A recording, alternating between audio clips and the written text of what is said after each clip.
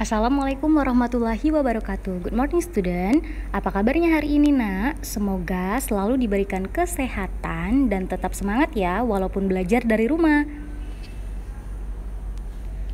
Nah, welcome back class. Jangan lupa tersenyum hari ini ya. Hari ini kita akan belajar bahasa Indonesia pada tema 1 subtema 3. Nah, anak-anak sebelum belajar jangan lupa berdoa dahulu ya.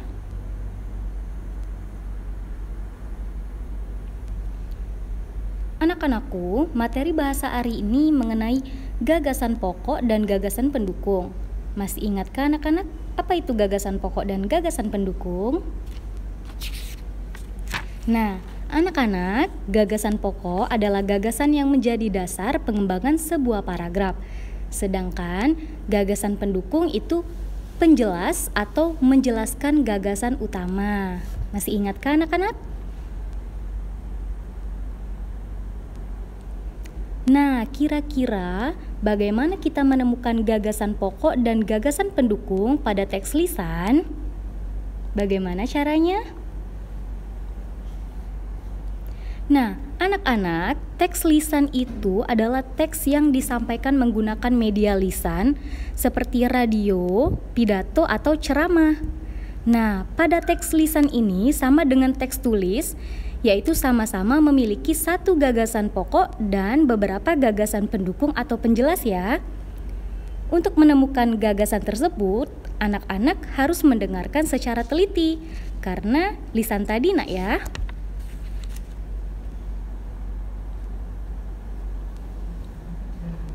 Nah, Miss ingatkan kembali ciri-ciri gagasan pokok biasanya hanya terdapat satu kalimat pada setiap paragraf, berbeda dengan gagasan pendukung ya.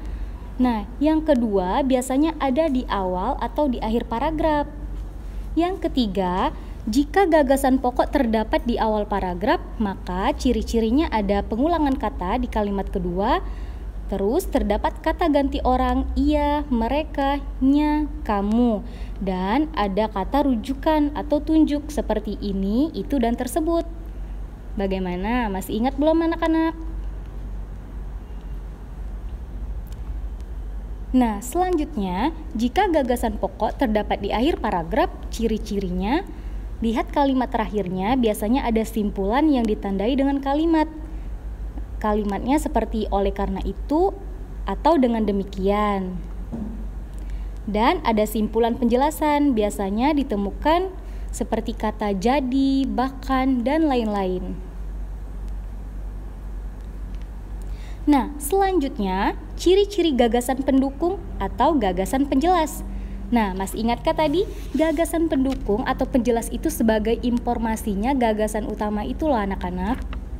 Ciri-cirinya yang pertama biasanya terdiri dari beberapa paragraf ya. Nah, terus merupakan uraian informasi untuk menjelaskan gagasan pokok tersebut. Yang ketiga, jika gagasan pokok telah ditemukan, berarti kalimat lainnya itu adalah gagasan pendukung dalam satu paragraf. Nah, masih bingung nggak? Kalau bingung, tanyain sama Miss Bella nak ya.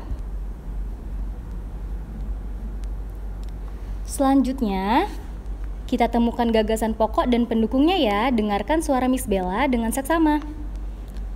Bulan lalu, aku dan keluarga berlibur mengunjungi paman di Makassar. Makassar adalah salah satu kota yang terletak di Sulawesi Selatan. Aku tinggal di Makassar selama 2 minggu. Ada begitu banyak pengalaman yang tak akan pernah terlupakan selama aku tinggal di Makassar. Salah satu pengalaman yang tak terlupakan adalah menyantap makanan khas kota Makassar. Salah satu makanan khas Makassar yang aku santap adalah mie titi. Mie titi adalah makanan yang sangat unik. Umumnya kita makan mie dalam keadaan lunak, namun saat kita makan mie titi ini, kita menyantap mie yang telah digoreng hingga kering dan renyah. Unik bukan?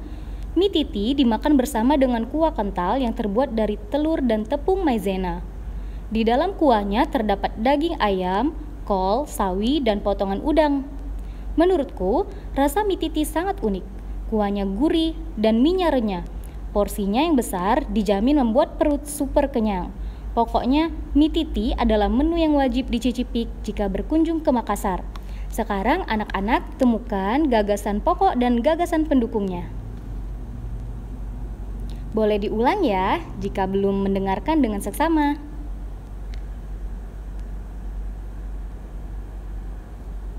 Nah, gagasan pokoknya adalah aku dan keluarga berlibur mengunjungi paman di Makassar.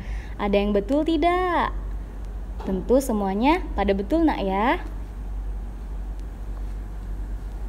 Sekarang tugas mandiri anak-anak menemukan gagasan pokok dan gagasan pendukung pada paragraf ke-1 dan kedua ini. Dengarkan sekali lagi ya. Gado-gado adalah salah satu makanan tradisional Indonesia yang berasal dari Jakarta. Meskipun ada beberapa sumber yang mengatakan bahwa gado-gado berasal dari Jawa, di bahasa Betawi, kata gado-gado berarti campur-campur. Makanan ini terdiri atas sayur-sayuran yang telah direbus seperti kacang panjang, kangkung, toge, dan dilengkapi dengan potongan timun, tahu, tempe, serta irisan kentang rebus. Gado-gado dihidangkan bersama saus kacang. Saus kacang ini terbuat dari ulekan kacang goreng, bawang putih, cabai, air jeruk nipis, gula merah, dan sedikit garam. Saus kacang untuk gado-gado dibuat kental. Gado-gado disajikan bersama potongan lontong atau ketupat. Tak jarang pula orang menggunakan nasi sebagai pengganti lontong. Selain itu, gado-gado juga dilengkapi dengan kerupuk atau emping serta taburan bawang goreng sebagai pelengkap. Nah, tugas anak-anak, carilah gagasan pokok dan gagasan pendukung pada paragraf ke-1 dan keduanya ya. Dengarkan cerita Miss Bella tadi dengan seksama. Silakan diisi ya, dan dengarkan dulu cerita tentang gado-gado tadi.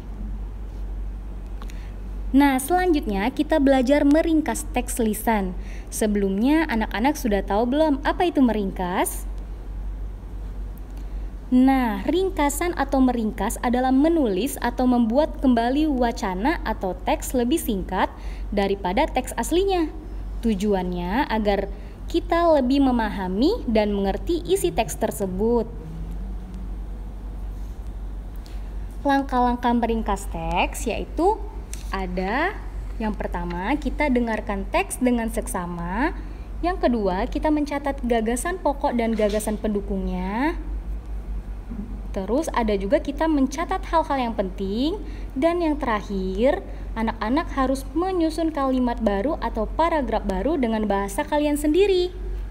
Sudah bisa belum? Nanti kita coba di latihan nak ya. Nah, selanjutnya anak-anak baca teks tentang gado-gado di bawah ini. Setelah itu kita meringkas teks bacaan di bawah ini.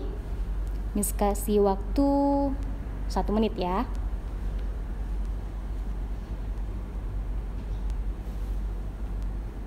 Oke.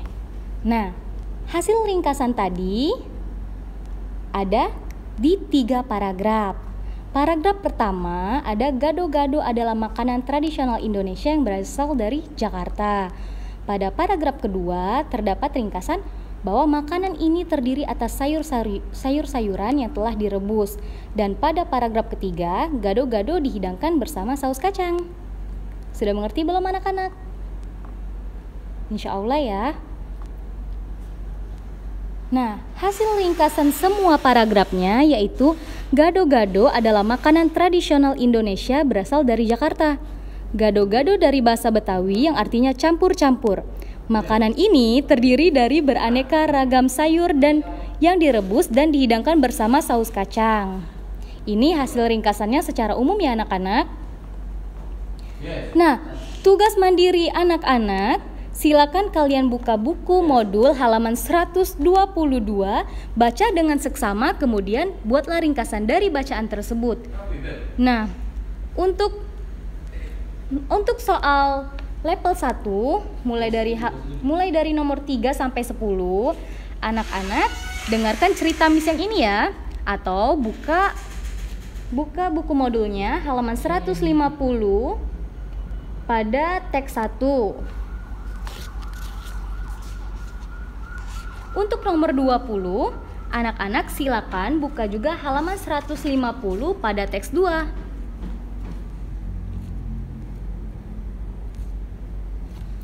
Nah, selanjutnya kita akan mengulang kembali atau mengupas kembali materi kata baku dan tidak baku. Minggu lalu di Zoom, Miss sudah jelaskan sedikit tentang kata baku. Harusnya masih ingat ya. Kata baku itu adalah kata yang sesuai dengan EYD atau ejaan yang disempurnakan yang ada di Kamus Besar Bahasa Indonesia. Kalau kata tidak baku itu tidak sesuai dengan Kamus Besar Indonesia, anak-anak. Adapun contoh-contoh kata baku dan tidak baku, seperti contohnya kata baku apotek, ini pakai E. Nah, apotek di kata baku itu pakai E yang benarnya. Kalau yang salahnya apotik.